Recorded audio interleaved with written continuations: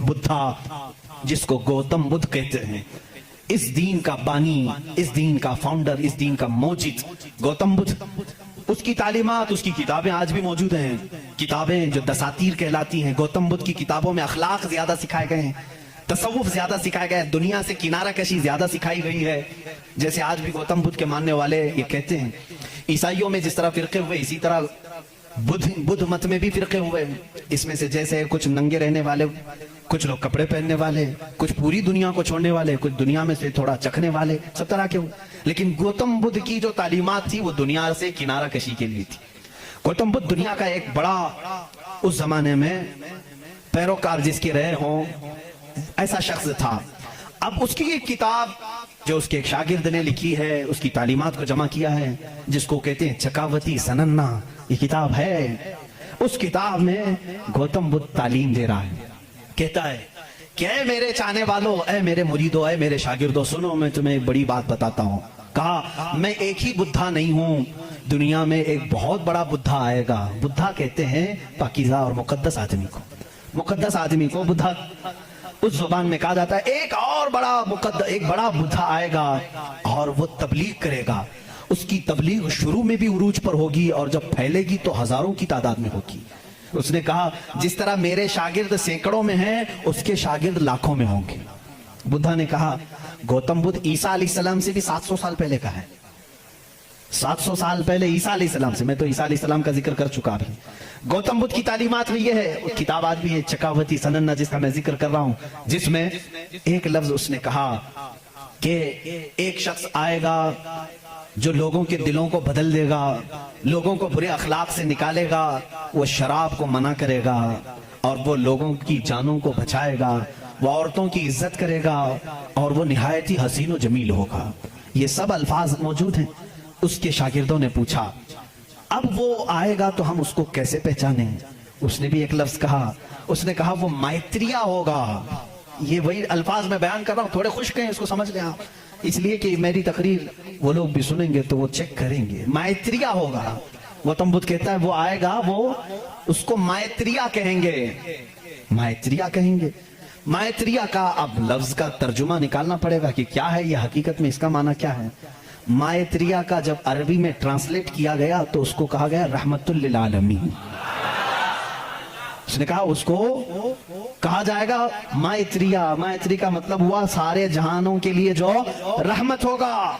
مجھے بتاؤ میرے عزیزوں، سارے جہانوں کے لیے رحمت میرے نبی کے علاوہ کون بن کر آیا؟ قرآن کہتا وما ارسلناک الا رحمت للعالمین، اے محبوب ہم نے آپ کو سارے جہانوں کے لیے رحمت بنا کر کے بھیجا ہے۔ گوتم بدھ نے پھر جو نشانیاں بتائی وہ حیرت کی ہیں، حیرت کی ہیں۔ اس کا ایک خادم تھا انندا نام سے، اس خادم کو لے کر کے وہ ہمیشہ چلتا تھا اور اس کی وہ بڑی حفاظت کرتا تھا انندا۔ اور سری لنکا کی زمین پر یا کسی اور علاقے میں اس نے انندا نے پوچھا کہ تم جس مائتریہ کا ذکر کرتے ہو کہ بڑا بدھا آئے گا، اس کی کچھ نشانیاں بھی تو بتاؤ۔ تو اس نے کہا گوتم بدھ نے کہ مجھے جہاں تک معلوم ہوتا ہے جس طرح تو میرا انندا ہے، اسی طرح وہ مائتریہ کا بھی ایک خادم ہوگا جو اسے کندھوں پر بٹھا کر کے ایک غار تک لے جائے گا۔ اور دوسرے کچھ الفاظ میں اس کی تشریح بعض لوگوں نے کہا وہ حضرت انس رضی اللہ تعالیٰ عنہ جو حضور صلی اللہ علیہ وسلم کے خادم تھے، ہمیشہ حضور کے ساتھ رہتے تھے، ہر جنگ میں حضور کے ساتھ تھے، ڈیفنس کے لیے رہتے تھے، حضرت انس رضی اللہ تعالیٰ عنہ۔ بہرحال اس نے پھر پوچھا انندا نے گوتم بدھ سے کہ بدھا اس کی اور کچھ نشانیاں بتاؤ کہ جب وہ آئے گا تو کیسا ہوگا۔ تو اس نے کہا کہ وہ پیدا ہوگا تو صبح ہو رہی ہوگی، وہ پیدا ہو رہا ہوگا صبح ہو رہی ہوگی، جس سہانی گھڑی چمکا طیبہ کا چاند۔ میرا نبی کس وقت دنیا میں آیا ہے؟ صبح صادق کے وقت ہے، جب صبح سورج ابھی طلوع نہیں ہوتا، جو نماز فجر کا وقت ہو رہا ہوتا ہے، اسی صبح صادق میں میرے آقا کی جلوہ گری ہوئی ہے۔ یہ ان کی کتابوں سے۔ میں پہلے اب یہاں پر ایک بات اس کو واضح کر دوں، اسپشٹ کر دوں اس چیز کو ان کی زبان میں، کہ ہمیں ہماری نبی کو پہچاننے کے لیے کسی دوسرے دین کی ضرورت نہیں۔ میں اپنے نبی کو رحمت للعالمین تسلیم کرتا ہوں، میرا قرآن کہہ رہا ہے بس مجھے کافی ہے۔ میں تو تم سے کہہ رہا ہوں، ان لوگوں سے جس کو تم مقدس مانتے ہو، چلو ہم انہی کو اٹھا کر تمہیں بتائیں۔ ظاہر سی بات ہے الفضل لما شہید بہ الاعداء، عربی میں کہا جاتا ہے فضیلت تو اس کی ہے جس کی دشمن بھی گواہی دیتے ہوں۔ اب बुद्धा ये कहता है, गौतम बुद्ध ये कहता है कि वो बुद्धा आएगा तो वक्त सुबह का हो रहा होगा। फिर कहा उसने कि उसकी एक और अलामत मैं तुम्हें बताऊं कि उसको बहुत बड़ी बसीरत मिलेगी, बहुत बड़ी बसीरत, नॉलेज उसके पास बहुत बड़ा आएगा, इतना बड़ा आएगा कि वो उस नॉलेज से पूरी दुनिया को देखेगा। इतना नॉलेज उसके पास, मैं इसको बसीरत को नॉलेज कह रहा हूँ, इतनी फहम, इतनी इदराक उसको मिलेगी। ये गौतम बुद्ध कह रहा है अपने खादिम से, आनंदा से, कि इतनी नॉलेज उसको मिलेगी कि उससे वो पूरी दुनिया को देखेगा और उसी से वो पूरी दुनिया के निजाम को चलाने की बात करेगा। लेकिन उसकी अलामत ये होगी कि वो जो नॉलेज, वो जो बसीरत उसको मिलेगी उस बुद्धा को, वो रात के वक्त मिलेगी। वो कब मिलेगी? रात के वक्त मिलेगी। मैं ये कहता हूं जिस बसीरत का वो जिक्र कर रहा था मेरे मुस्तफा के लिए, वो कुरान पाक है और वो नाजिल हुआ है। कुरान खुद कहता है इन्ना अंज़लनाहु फी लैलतिल क़द्र, हमने कुरान को नाजिल किया है। कब नाजिल किया है? लैलतुल क़द्र में, रात के वक्त नाजिल किया है। गौतम बुद्ध कह रहा है उसे एक बसीरत मिलेगी, बहुत बड़ी नॉलेज मिलेगी और वो रात के वक्त मिलेगी और वो रात बहुत चमकदार होगी। वही तो हमारा कुरान कह रहा है लैलतुल क़द्रि खैरुम मिन अल्फि शहर। उस रात को तुम क्या जानो, वो एक रात 1000 महीनों से बेहतर है। रात के वक्त बसीरत मिली। तीसरी और एक उसने अलामत बताई। उसके खादिमों ने बहुत पूछा, उन्होंने पूछा अच्छा किया, बाकी बुद्धों के लिए पूछा, और उसने कहा कि उसकी एक और अलामत तुम देखो कि वो मैत्रेय जो है, वो जो सबसे बड़ा बुद्धा होगा, वो जब दुनिया से जा रहा होगा तो वो भी रात का वक्त होगा।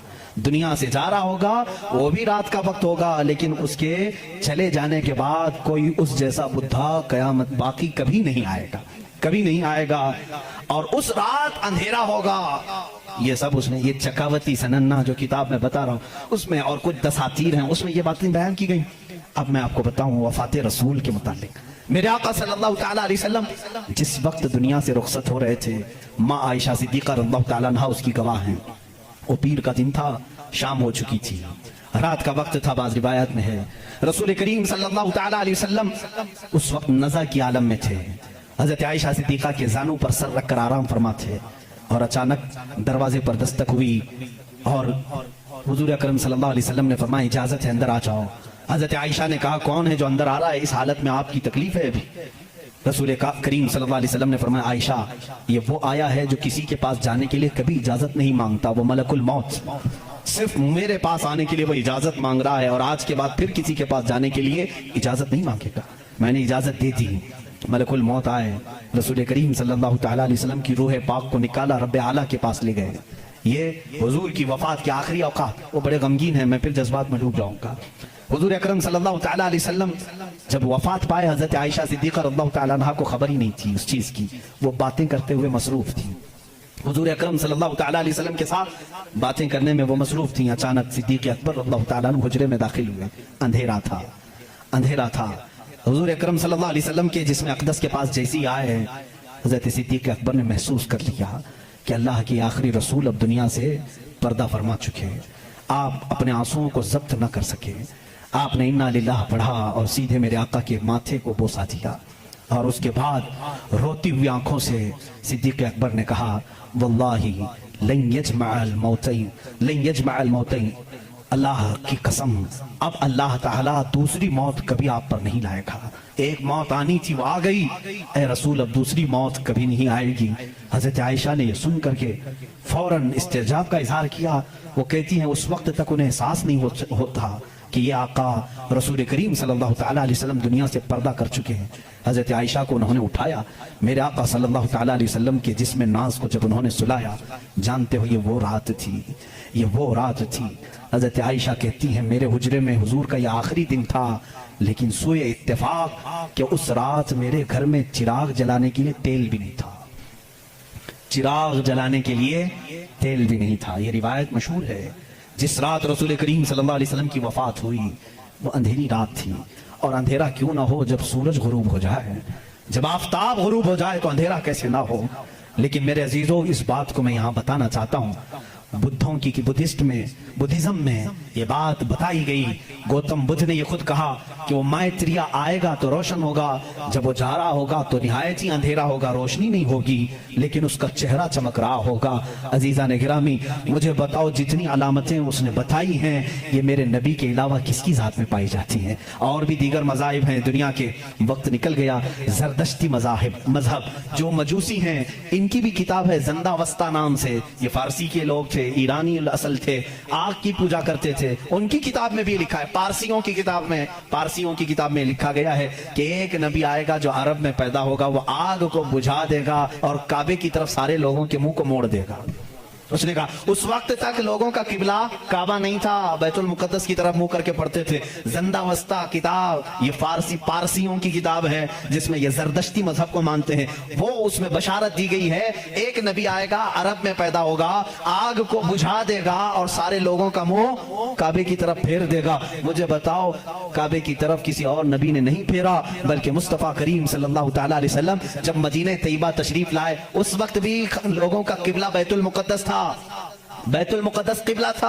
हुजूर सल्लल्लाहु अलैहि वसल्लम 17 महीने तक बैतुल मुकद्दस की तरफ मुंह करके नमाज पढ़ाते रहे। मदीना तैयबा में एक इलाका है आज भी, वहां जहां आज मस्जिद किबलतैन बनी हुई है, वहां मेरे आका सल्लल्लाहु अलैहि वसल्लम ज़ोहर की नमाज पढ़ा रहे थे। 2 रकात हो चुकी थी। बैतुल मुकद्दस इस तरफ है, खाने काबा इस तरफ है, दोनों अपोजिट साइड में है। बैतुल मुकद्दस की तरफ मुंह करके मेरे आका इमाम है, नमाज पढ़ा रहे हैं, पीछे सहाबा की सफ़ें। 2 रकात हुई थी। हुजूर के दिल में यह ख्याल आने लगा, काश हमारा चेहरा काबे की तरफ होता तो अच्छा होता। बैतुल मुकद्दस भी अफजल है, लेकिन काबा वो है जहां मेरे आका की विलादत हुई है। मेरे आका का आबाई वतन हुजूर काबे से निहायत मोहब्बत करते थे। अगर हमारा किबला, हमारे चेहरे का रुख उस तरफ होता तो ज्यादा अच्छा होता। ये दिल में ख्याल करके मेरे आका आसमान की तरफ यूं देख रहे थे, कब? नमाज की हालत में। 2 रकात हो चुकी है। दूसरे पारे का पहला सफा है। रब ताला ने उसी वक्त जिब्राइल को आयत देकर भेजा, फलनुवल्लियन्नका क़िबलतन तर्दाहा। आयत कहती है, कद नरा तक़ल्लुब वजहिका फ़िस समा। ऐ महबूब, हम आपका आसमान की तरफ चेहरा उठाना देख रहे हैं, हम अनकरीब आपके चेहरे को उसी तरफ फेरेंगे जहां आपकी खुशी है। इतनी आयत ही नहीं आई, इतनी आयत नहीं आई। उसके फौरन बाद दूसरी उसी आयत में जिब्राइल अमीन ये आयत लेकर के आए, फवल्ली वजहक शतरल मस्जिदिल हराम। ऐ नबी, देर किस बात की? असर में नहीं, अभी आप अपना चेहरा काबे की तरफ फरमाएं। खाने काबा की तरफ सारे लोगों का किबला बदल गया। देखो उस रसूल की 2 रकात बैतुल मुकद्दस की तरफ हुई, आप फिर गए, सहाबा फिर पीछे हुजूर के आ गए। बल्कि एक रिवायत में हुजूर सल्लल्लाहु अलैहि वसल्लम चल करके आगे आए, आप इमाम थे और सहाबा फिर सफ़े। इसी तरह से वो नमाज न टूटी, न छूटी, न फूटी। हालांकि उस नमाज में रद्दो बदल हुआ, 2 रकात उस तरफ फिर करके, 2 रकात इस तरफ फिर करके। हम अगर फिरेंगे तो नमाज टूट जाएगी, वो सहाबा की नमाज टूटी नहीं, इसलिए कि इसमें दर्स है, नमाज तो असल वही है जो फरमाने मुस्तफा के ताबे हो, रसूल जिस तरफ रुख करे। और सहाबा का ये मजहब भी था। कुछ सहाबा बयान कर रहे हैं, बुखारी शरीफ की हदीस है, मुस्लिम में हदीस है। एक सहाबी से पूछा गया, हुजूर अकरम सल्लल्लाहु तआला अलैहि वसल्लम ज़ोहर और असर की नमाज में कुछ पढ़ते थे कि नहीं पढ़ते थे? सिर्री नमाज है ना, किरात तो नहीं होती थी, लेकिन हुजूर इमाम होते, वो खुद भी खामोश खड़े होते या पढ़ते थे? ये बड़ा अजीब सवाल है ना। अब ज़ोहर की नमाज में हुजूर कुछ पढ़ते भी थे कि नहीं पढ़ते थे? सब इमाम खामोश रहते हैं, लेकिन आपने कभी पूछा, इमाम साहब आप खामोश तो हैं, सीधे मुंह बंद करके खड़े रहते हैं या कुछ आप हल्के हल्के में पढ़ते हैं? सहाबा से किसी ने पूछा, कुछ सहाबा ने कहा नहीं हुजूर पढ़ते हैं। सुनाई तो किसी को नहीं देता था। उस सहाबी से पूछा गया, कैसे मालूम हुजूर नमाज में पढ़ते हैं? कहते हैं हुजूर अकरम सल्लल्लाहु अलैहि वसल्लम की दाढ़ी हिलती हुई हम नमाज में देखते थे। हुजूर पाक की दाढ़ी हिलती थी, इसकी अलामत है कि हुजूर कुछ तिलावत करते थे। अब उस सहाबी से पूछो, आपका चेहरा किस तरफ होता था? आपका चेहरा किस तरफ होता था? नमाज तो किबले की तरफ मुंह करके पढ़ी जाती है, आप हुजूर का चेहरा देख रहे थे, दाढ़ी हिलती हुई देख रहे थे। वो सहाबी की जुबान से भी वही उनकी रूह पुकारेगी जो आला हजरत ने कहा है, हाजियो आओ शहंशाह का रोजा देखो, काबा तो देख चुके, काबे का काबा देखो। गौर से सुन तो रजा, काबे से आती है सदा, मेरी आंखों से मेरे प्यारे का रोजा देखो। काबे का वो काबा है, सहाबा इकराम देखते थे। तो मैं यहाँ पर बात ये कर रहा था, जरदश्ती मजहब में, पारसियों के मजहब में जो किताब उनकी मुकद्दस है, जिसको ज़ंदावस्ता कहते हैं, उसमें ये बशारत उन्होंने दी है, एक नबी आएगा, एक शख्स आएगा, अरब में पैदा होगा, आग को बुझा देगा और सारे लोगों का मुंह फेर करके कहाँ करेगा? काबे की तरफ कर देगा। उन्होंने जो कहा था वो सही कहा था। वो रसूल मुहतशम सल्लल्लाहु अलैहि वसल्लम तशरीफ लाए, और जिस वक्त मेरे आका तशरीफ लाए थे, ईरान में 1000 साल से आग जल रही थी, अचानक बुझ गई। आग बुझ गई। सारे काहिन उस दिन परेशान थे, इस आग को कभी हमने बुझने नहीं दिया था, आज कैसे बुझ गई। वही दिन था 12 रबीउल अव्वल का, जब किसरा बादशाह के महल में दरार पड़ गई। जिस महल के बारे में उसका चैलेंज था कि इसको दुनिया की कोई ताकत गिरा नहीं सकती, वो आज भी मौजूद है इराक के एक शहर मदाइन में। लोग कहते हैं किसरा का महल, हम देखने के लिए भी गए कई मरतबा। उसमें बीच में से एक दीवार ऐसी टूटी है कि अंदर से आदमी जा आ सकता है, इतनी बड़ी दरार है। बादशाह उस महल में बैठता था, वो टूटी कैसे, फटी कैसे। उसने भी बुलाया सारे नजूमियों को, ये क्या हो गया अचानक, किसी ने हथौड़ा भी नहीं मारा लेकिन ये टूट गई। ईरान में उन सारे लोगों ने बुलाया, आग 1000 साल से नहीं बुझी थी, आज कैसे बुझी। किसी ने पानी भी नहीं डाला। दोनों जगह जो नजूमी जमा हुए थे सबों ने एक ही जवाब दिया। ईरानियों को, पारसियों को ये कहा, आग कोई पानी डाल करके नहीं बुझाया, कोई तो ऐसा पैदा हुआ है जो अब आग के लिए खतरा होगा। आग उसके लिए ठंडी हो जाएगी और वो आग के पुजारियों के लिए एक बड़ा मसीहा बन करके, उनके लिए दीन का एक मुबल्लिग बन करके आएगा, उनको आग की इबादत से निकालेगा और वो किसी खुदा की इबादत के लिए ले जाएगा।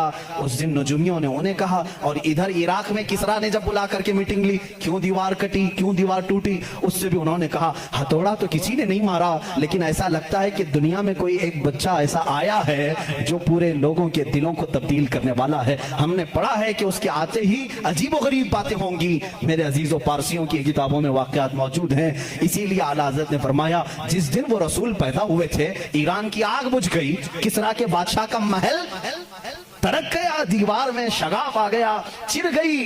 तो है मेरे लोगों, है मेरे सुन्नी भोले भाले मुसलमानों, तुम इस दिन को हल्का क्यों समझते हो। हश्र तक डालेंगे हम पैदाइश मौला की धूम, हश्र तक डालेंगे हम पैदाइश मौला की धूम, मिसले फारस नजद के किले गिराते जाएंगे।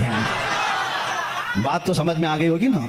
अक्सर शेर खुद न थे राह पर, औरों के आदी बन गए, क्या नजर थी जिसने मुर्दों को मसीहा कर दिया।